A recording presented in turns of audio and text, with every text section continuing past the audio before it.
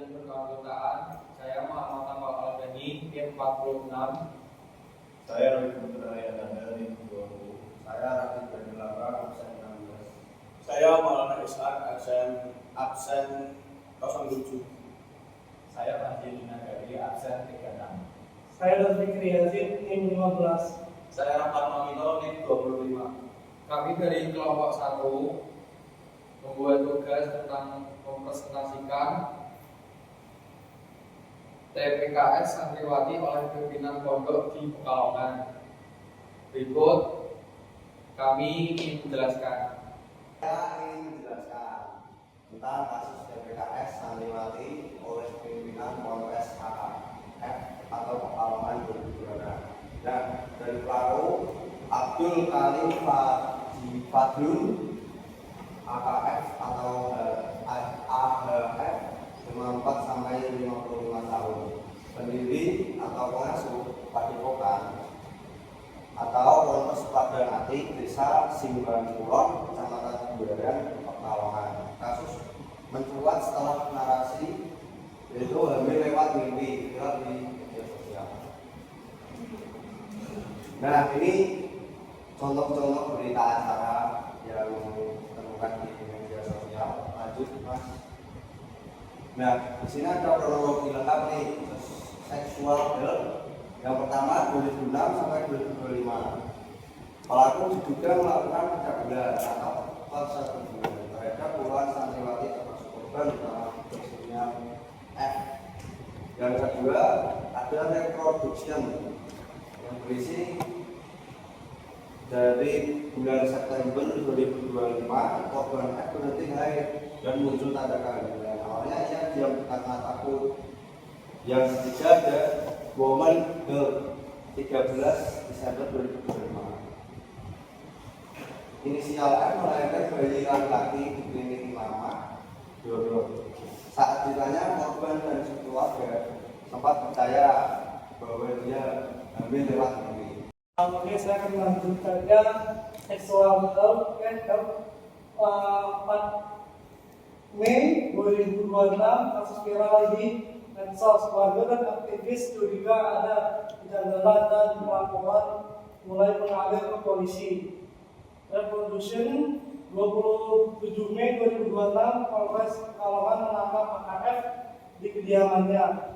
Diperiksa 52 pertanyaan lalu ditetapkan tersangka dan ditahan. Women Health saat ini tercatat 6 korban resmi melapor, diduga masih banyak yang lain. Podcast tersebut tidak punya izin operasional resmi. Pelaku membantah tuduhan. Lanjut, Mas.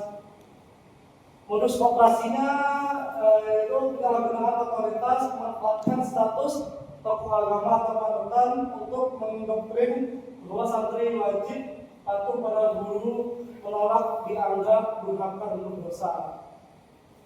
Yang kedua, berdebat agama, mengalihkan fakta dengan narasi mimpi, ilmu kebatinan atau takdir.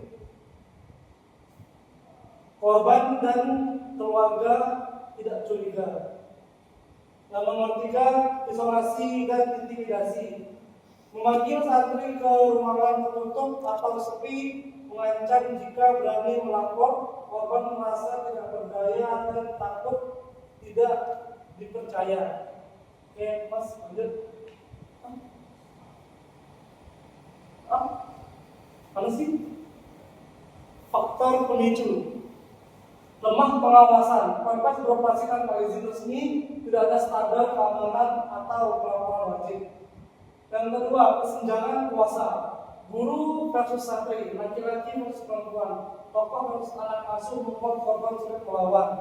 Yang ketiga, minim literasi perlindungan anak, keluarga dan lingkungan lebih percaya mitos atau otoritas daripada fakta medis atau hukum.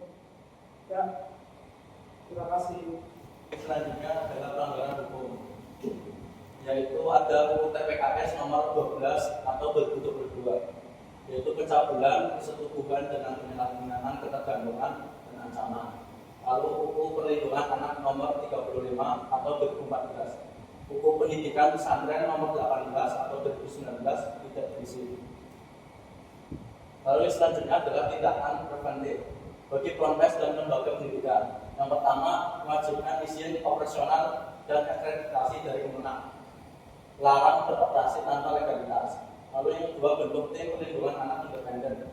Larang guru atau pimpinan masuk kamar santri sendirian. Pertemuan dengan santri harus terbuka dan diawasi. Lalu pemeriksaan latar belakang ketat bagi calon pengasuh, guru dan staf. Larang orang atau bermasalah terlibat dengan anak. Lalu yang terakhir, menyediakan kotak lapor, aman dan saluran aduan rahasia. Sosialisasikan hak-hak santri. Selanjutnya tindakan preventif bagi orang tua dan masyarakat.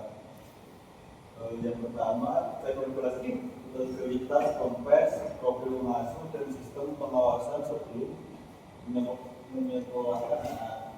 Yang kedua, perlu komunikasi terbuka, tanya perasaan anak, berikan perubahan perilaku, menarik diri tak bertemu guru tertentu.